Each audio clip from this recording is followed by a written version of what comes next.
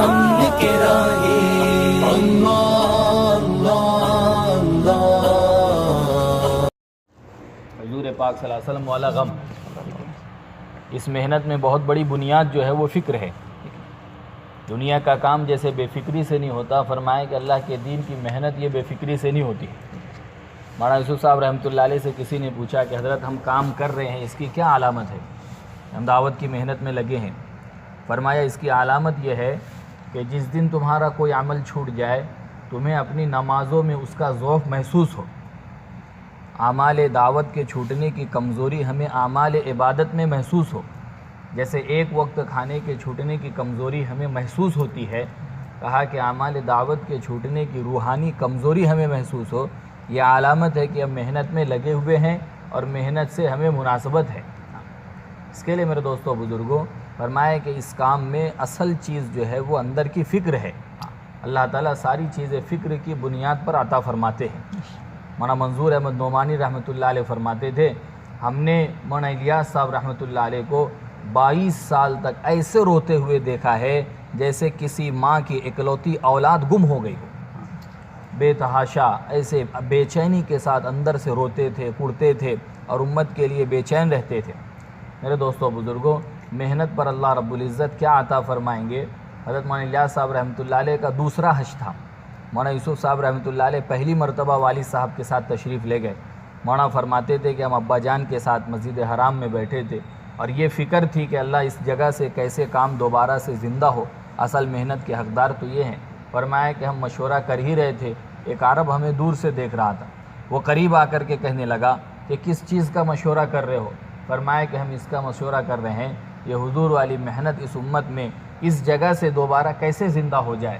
فرمایا اللہ اکبر، تم اس مقصد پر جمے رہنا، اس پر اللہ تمہیں جو دیں گے، اگر اللہ تعالیٰ تمہارے دلوں پر کھول دے تمہارا دل پھٹ جائے گا، تم اس پر ملنے والے اجر انعام کو برداشت نہیں کر سکتے۔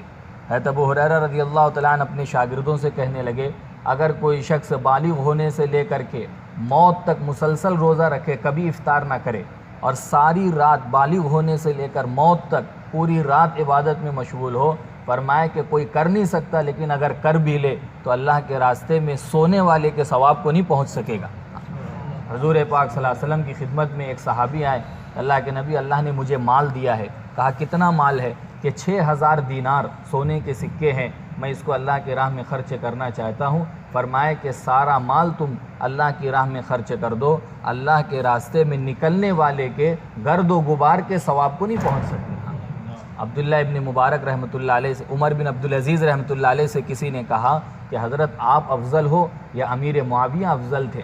کہا کہ امیر معاویہ اللہ کے نبی علیہ الصلاۃ والسلام کے ساتھ جو اللہ کے راستے میں نکلے ہیں تو ان کے اونٹ کی ناک میں جو اللہ کے راستے کا گرد و غبار داخل ہوا ہے، عمر ابن عبدالعزیز اس دھول کو نہیں پہنچ سکتا ہے۔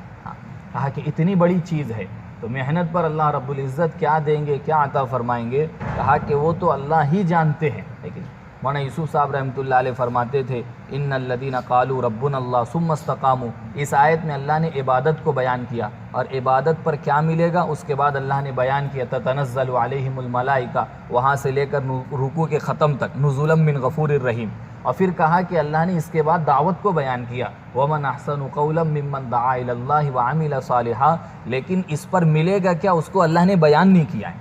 کہا کہ جو چیز جتنی اہم امپورٹنٹ ہوتی ہے اس کو اتنا چھپایا جاتا ہے، اتنا مخفی رکھا جاتا ہے کہ دعوت کے اجر و انعام کو نہ قرآن کی کسی آیت میں کھولا گیا، نہ کسی حدیث میں اس کو بیان کیا گیا۔ فرمائے کہ وہ تو اللہ ہی جانتے۔ حضور اپنے صحابہ کے ساتھ سفر میں جا رہے تھے، دیکھا کہ ایک صحابی راستے کے کنارے ہٹ کر کے چل رہے ہیں۔ فرمایا اللہ کے بندے کیا بات ہے، جماعت کے ساتھ نہیں چلتے ہو؟ کہا اللہ کے نبی مجھے دھول سے الرجی ہے۔ فرمایا اللہ کے بندے یہ کوئی عام دھول نہیں ہے، یہ دھول تو وہ ہے جو اللہ جنتیوں کے حسن کو بڑھانے کے لیے استعمال کریں۔ اور جنتی کا حسن حضرت فرماتے ہیں کہ حدیث شریف میں آتا ہے، ایک جنتی، ایک شخص صحابی اللہ کے نبی کی خدمت میں تشریف لائے۔ فرمایا اللہ کے نبی میں کالا کلوٹا ہوں، تو کیا جنت میں بھی میرا یہی رنگ ہوگا؟ حضور نے فرمایا کہ نہیں، جنت میں اللہ تعالیٰ تمہیں جو چہرہ عطا فرمائیں گے اس چہرے کا نور 1 مہینے کی مسافت سے نظر آئے گا، اتنا نورانی چہرہ۔ اس کے حسن کو بڑھانے کے لیے جس چیز کو استعمال کیا جائے گا وہ اللہ کے راستے کا گرد و غبار ہوگا۔ میرے محترم دوستوں بزرگوں، اس لیے بہت ہی عظمت کے ساتھ، احترام کے ساتھ، ڈرتے ہوئے اس محنت میں اپنے آپ کو لگانا ہے۔ راستہ جتنا اونچا ہے اتنا ہی خطرناک ہے، اتنا ہی نازک ہے۔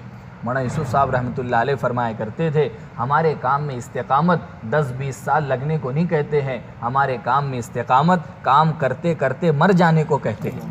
کام کرتے کرتے اللہ تعالیٰ موت دے دے، کہا کہ یہ کام پر استقامت ہے، ورنہ بہت سے میرے دوستوں بزرگوں اللہ معاف فرمائے بعض کوتاہیاں ہیں جس کی وجہ سے اللہ تعالیٰ کام سے محروم کر دیتے ہیں۔ صلاحیتیں ہیں، قابلیتیں ہیں، لیاقتیں ہیں، ساری چیزیں اپنی جگہ پر ہے۔ ایک جماعت مولانا یوسف صاحب رحمۃ اللہ علیہ نے منشی اللہ دتہ رحمۃ اللہ علیہ کی عمارت میں حرمین کے لیے روانہ کی۔ ابتدائی زمانہ تھا، جماعت کا رخ 1 سال کا تھا اور خرچ اللہ کا کرنا 4 مہینے میں ختم ہو گیا۔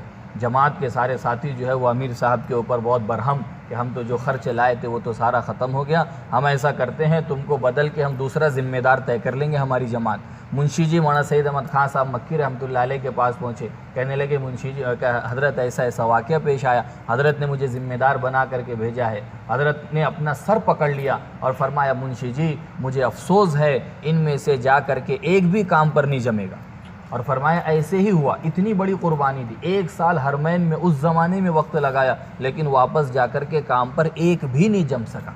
اس لیے بہت اللہ سے مانگتے بھی رہنا ہے، ڈرتے بھی رہنا ہے اور قربانی کے ساتھ اس کام میں چلتے رہنا ہے۔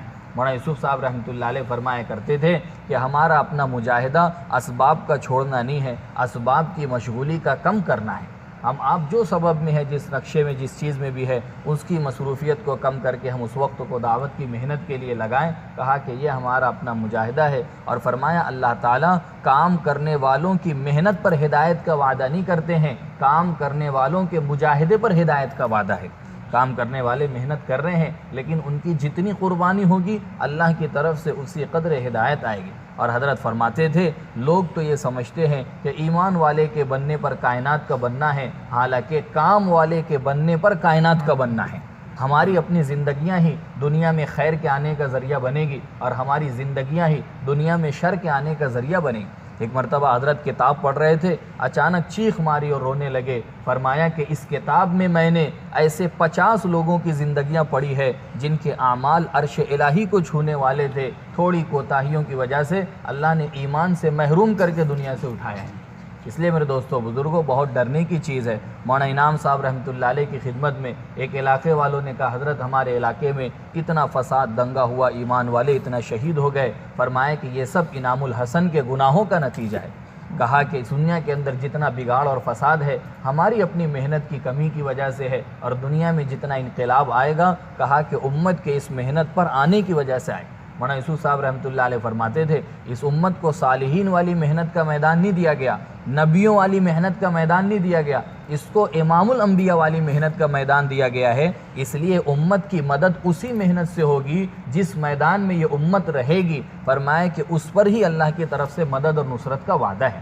اس لیے میرے دوستو اس یقین کے ساتھ محنت کا کرنا ہے، اللہ تعالیٰ اس پر ضرورتیں دنیا کی تو ایسی پوری کرے گے، اس کا تو کوئی وہم و گمان بھی نہیں ہے۔ ایک واقعہ آخری میں بتا کر کے بات ختم کروں۔ مولانا الیاس صاحب رحمۃ اللہ علیہ کا زمانہ تھا، نظام الدین میں جو ہے وہ راشن پانی ختم ہو گیا۔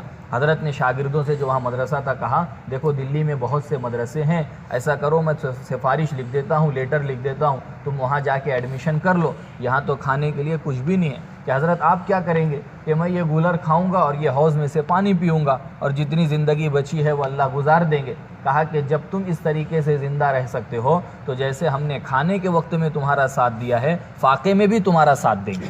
کہا کہ سارے بچے طلبہ وہیں پر تھے، دہلی والوں کو پتہ چلا کہ حضرت پر ایسی حالت آ گئی، ہم کو پتہ بھی نہیں چلا، تو ساری زمین کے کاغذات لے کر کے آئے کہ حضرت ہم ساری جائیداد مرکز کے نام کرتے ہیں، آپ ساری جائیداد کو بیچ کر کے مرکز کے اخراجات میں خرچ کریں۔ حضرت نے اٹھا کر کے ان کے حوالے کر دیا اور فرمایا کہ تم مجھے دنیا مت دو، میں جس کام کو لے کر کے کھڑا ہوا ہوں اگر میں ابھی یہاں پر ہاتھ اٹھا کے اللہ سے مانگ لوں، خدا کی قسم کھا کر کے کہتا ہوں اللہ اس 4 دیواری کو سونے چاندی کا بنا دیں گے۔ اللہ کی طرف سے مسائل کے حل کرنے کا اور اللہ کی طرف سے کاموں کے بنانے کا تو اس راستے میں وعدہ ہے۔ حضرت فرماتے تھے جو اس یقین کے بغیر کام میں چل رہا ہے مجھے خطرہ ہے کہ وہ ایمان کے ساتھ نہیں فسق کے ساتھ چل رہا ہے۔ اس لیے دل میں یقین ہونا چاہیے، پورے یقین، پوری بصیرت، پورے اعتماد کے ساتھ کہ ہم جس کام کو کر رہے ہیں یہ کار نبوت ہے، یہی دور صحابہ میں ہوا ہے، اور ساری اللہ کی مددیں، ساری نصرتیں، اس امت کی اصلاح اسی راستے کے ذریعے سے ہوئی ہے۔ اور امام مالک نے قسم کھا کر کے کہا ہے بعد والوں کی اصلاح اسی راستے سے